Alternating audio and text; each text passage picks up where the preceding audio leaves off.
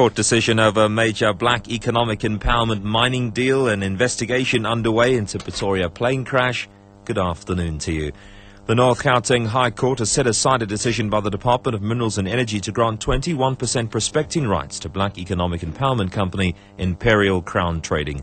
The court ruled that Sishen Iron Ore, a subsidiary of Kumba Iron Ore, was granted 100% mining rights in 2008, which couldn't be subdivided. ArcelorMittal SA stands to benefit from the ruling. Themba Glengani is their spokesperson. Long held this view that the SIOC both applied for and now holds 100% of the mining right over the Sishen mine. We are pleased that today's ruling confirmed the position that ArcelorMittal South Africa has always held. Furthermore, the judgment of the High Court serves to confirm our view that SIOC remains obliged to supply 6.2 million tons of iron ore to us at cost plus 3 in terms of our agreement. The Gallows Memorial at the Pretoria Central Prison has officially been opened by President Jacob Zuma. The Memorial Museum was erected to honour 134 political prisoners executed at the gallows during the apartheid era. The gallows at the prison were dismantled in 1996.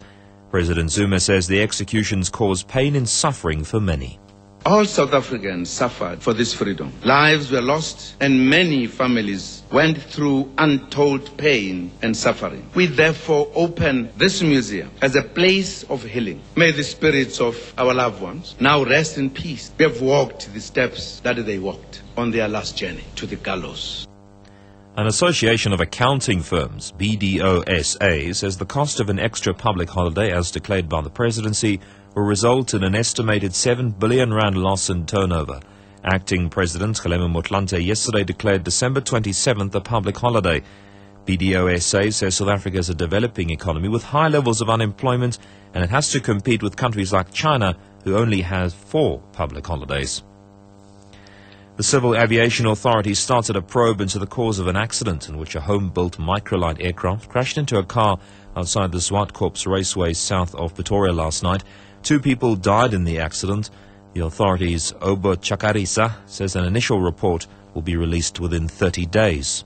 In terms of the investigation itself, we've got 2 of our investigators who are still on site conducting the investigations. And in terms of our requirements and regulations, we'll be in a position to release the preliminary report within 30 days and probably a few months later, the final report. So we will be able to reveal exactly what could have caused this accident and be able to come up with the recommendations to prevent further reoccurrence.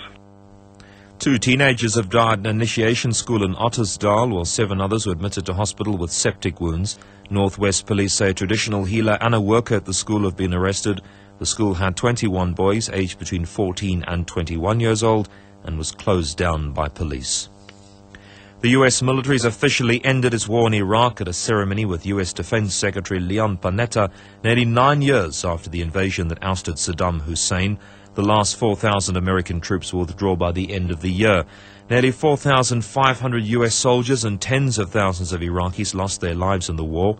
Addressing the troops, Panetta paid tribute to the sacrifices that have been made. Today, some 5 years later, and after a great deal of blood has been spilled by both Iraqis and Americans, the mission of an Iraq that could finally govern and secure itself has become real.